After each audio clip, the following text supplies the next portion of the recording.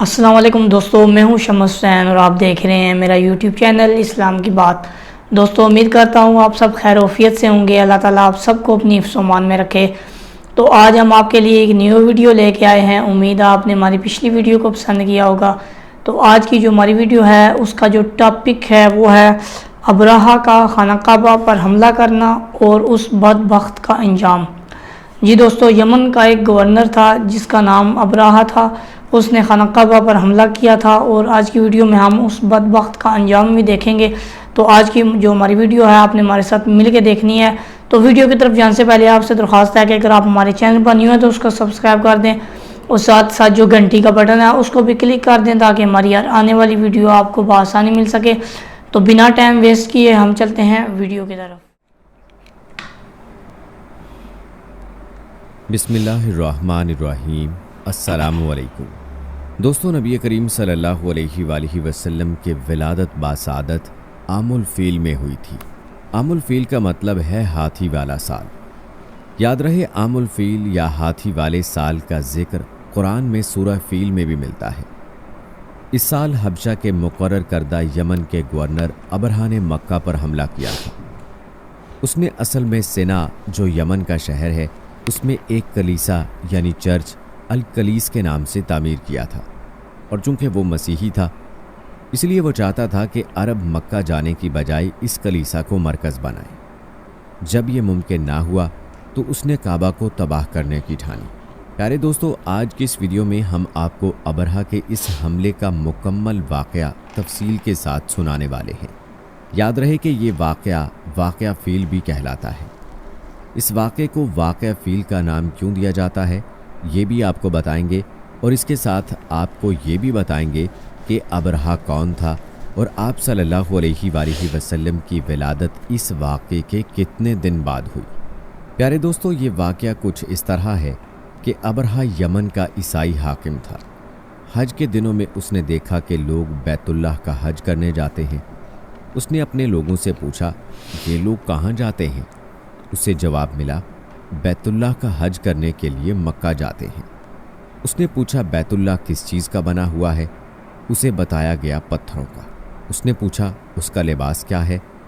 بتایا گیا، ہمارے ہاں سے جو دھاری دار کپڑا جاتا ہے اس سے اس کی پوشاک تیار ہوتی ہے۔ ابرہہ عیسائی تھا۔ ساری بات سن کر اس نے کہا، مسیح کی قسم، میں تم لوگوں کے لیے اس سے اچھا گھر تعمیر کروں گا۔ اس طرح اس نے سرخ، سفید، زرد اور سیاہ پتھروں سے ایک گھر بنوایا۔ سونے اور چاندی سے اس کو سجایا، اس میں کئی دروازے رکھوائے، اس میں سونے کے پترے جڑوائے، اس کے درمیان میں جواہر لگوائے۔ اس مکان میں ایک بڑا سا یاقوت لگوایا، پردے لگوائے، وہاں خوشبوئیں سلگانے کا انتظام کیا۔ اس کی دیواروں پر اس قدر مشک ملا جاتا تھا کہ وہ سیاہ رنگ کی ہو گئی، یہاں تک کہ جواہر بھی نظر نہیں آتے تھے۔ پھر لوگوں سے کہا، اب تمہیں بیت اللہ کا حج کرنے کے لیے مکہ جانے کی ضرورت نہیں رہی۔ میں نے یہیں تمہارے لیے بیت اللہ بنوا دیا ہے، لہٰذا اب تم اس کا طواف کرو۔ نعوذ باللہ۔ اس طرح کچھ قبائل کئی سال تک اس کا حج کرتے رہے، اس میں اعتکاف کرتے رہے، حج والے مناسک بھی یہیں ادا کرتے رہے۔ عرب کے ایک شخص نفیل خشمی سے یہ بات برداشت نہ ہو سکی۔ وہ اس مصنوعی خانہ کعبہ کے خلاف دل ہی دل میں کوڑتا رہا۔ آخر اس نے دل میں ٹھان لی کہ وہ ابرہہ کی اس عمارت کو گندہ کر کے چھوڑے گا۔ پھر ایک رات اس نے چوری چھپے بہت سی گندگی اس میں ڈال دی۔ ابرہہ کو معلوم ہوا تو سخت غضبناک ہوا، کہنے لگا، یہ کارروائی کسی عرب نے اپنے کعبہ کے لیے کی ہے، میں اسے ڈھا دوں گا، اس کا ایک ایک پتھر توڑ دوں گا۔ اس نے شام و حبشہ کو یہ تفصیلات لکھ دیں۔ اس سے درخواست کی کہ وہ اپنا ہاتھی بھیج دے۔ اس ہاتھی کا نام محمود تھا۔ یہ اس قدر بڑا تھا کہ اتنا بڑا ہاتھی روئے زمین پر دیکھنے میں نہیں آیا تھا۔ جب ہاتھی اس کے پاس پہنچ گیا تو وہ اپنی فوج لے کر نکلا اور مکہ کا رخ کیا۔ یہ لشکر جب مکہ کے قرب و جوار میں پہنچا تو ابرہہ نے فوج کو حکم دیا کہ ان لوگوں کے جانور لوٹ لیے جائیں۔ اس کے حکم پر فوجیوں نے جانور پکڑ لیے۔ ان میں عبد المطلب کے اونٹ بھی تھے۔ نفیل بھی اس لشکر میں ابرہہ کے ساتھ موجود تھا اور یہ حضرت عبد المطلب کا دوست تھا۔ हज़रत अब्दुल मुत्तलिब उससे मिले, ऊँटों के सिलसिले में बात की। नफील ने अबरहा से कहा, कुरैश का सरदार हज़रत अब्दुल मुत्तलिब मिलना चाहता है। ये शख्स तमाम अरब का सरदार है, शरफ और बुजुर्गी उसे हासिल है, लोगों में उसका बहुत बड़ा असर है, लोगों को अच्छे अच्छे घोड़े देता है, उन्हें अतियात देता है, खाना खिलाता है। ये गोया अब्दुल मुत्तलिब का तारुफ था। अबरहा ने उन्हें मुलाकात के लिए बुला लिया। अबरहा ने उनसे पूछा, बताइए आप क्या चाहते हैं? उन्होंने जवाब दिया, मैं चाहता हूँ मेरे ऊँट मुझे वापस मिल जाए। उनकी बात सुनकर अबरहा बहुत हैरान हुआ। उसने कहा, मुझे तो बताया गया था कि आप अरब के सरदार हैं, बहुत इज्जत और बुजुर्गी के मालिक हैं, लेकिन लगता है मुझसे गलत बयानी की गई है, क्योंकि मेरा ख्याल था आप मुझसे बैतुल्लाह के बारे में बात करेंगे, जिसको मैं गिराने आया हूँ और जिसके साथ आप सबकी इज्जत वाबस्ता है, लेकिन आपने तो सिरे से उसकी बात ही नहीं की और अपने ऊँटों का रोना लेकर बैठ गए। ये क्या बात हुई? उसकी बात सुनकर हज़रत अब्दुल मुत्तलिब बोले, आप मेरे ऊँट मुझे वापस दे दें, बैतुल्लाह के साथ जो चाहें करें, इसलिए कि उस घर का एक परवरदिगार है, वो खुद ही उसकी हिफाजत करेगा, मुझे उसके लिए फ़िक्रमंद होने की ज़रूरत नहीं। उनकी बात सुनकर अबरहा ने हुक्म दिया, इनके ऊँट वापस दे दिए जाएं। जब उन्हें उनके ऊँट वापस मिल गए तो उन्होंने उनके सुमों पर चमड़े चढ़ा दिए, उन पर निशान लगा दिए, उन्हें कुर्बानी के लिए वक्फ करके हरम में छोड़ दिया, ताकि फिर कोई उन्हें पकड़ ले तो हरम का परवरदिगार उस पर गज़बनाक हो। फिर हज़रत अब्दुल मुत्तलिब हिरा पहाड़ पर चढ़ गए। उनके साथ उनके कुछ दोस्त थे। उन्होंने अल्लाह से दरख्वास्त की, ऐ अल्लाह, इंसान अपने सामान की हिफाजत करता है, तू अपने सामान की हिफाजत कर। उधर से अबरहा अपना लश्कर लेकर आगे बढ़ा। वो खुद हाथी पर सवार लश्कर के दरमियान मौजूद था। ऐसे में उसके हाथी ने आगे बढ़ने से इनकार कर दिया। वो ज़मीन पर बैठ गया। हाथी बानों ने उसे उठाने की कोशिश की, लेकिन वो ना उठा। उन्होंने उसके सर पर ज़रबे लगाई, आंकस चबोए, मगर वो खड़ा ना हुआ। कुछ सोचकर उन्होंने उसका रुख यमन की तरफ किया तो वो फ़ौरन उस तरफ चलने लगा। उसका रुख फिर मक्का की तरफ किया गया तो फिर रुक गया। हाथी बानों ने यह तजर्बा बार बार किया। आखिर अबरहा ने हुक्म दिया, हाथी को शराब पिलाई जाए, ताकि नशे में उसे कुछ होश न रह जाए और हम उसे मक्का की तरफ आगे बढ़ा सकें।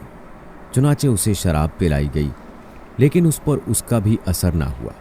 दोस्तों, कहते हैं कि अबरहा के हाथी को उठाने की कोशिश जारी ही थी कि अचानक समंदर की तरफ से उनकी तरफ अल्लाह ताला ने अबाबीलों को भेज दिया। वो टिड्डियों के झुंड की तरह आईं। दूसरी तरफ अब्दुल मुत्तलिब मक्का में दाखिल हुए, हरम में पहुंचे और काबा के दरवाजे की जंजीर पकड़कर अबरहा और उसके लश्कर के खिलाफ फतह की दुआ मांगी। उनकी दुआ के अल्फाज ये थे, ऐ अल्लाह, ये बंदा अपने काफिले और अपनी जमात की हिफाजत कर रहा है, तू अपने घर यानी बैतुल्लाह की हिफाजत फरमा। अबरहा का लश्कर फतह ना हासिल कर सके, उनकी ताकत तेरी ताकत के आगे कुछ भी नहीं। आज सलीब कामयाब ना हो।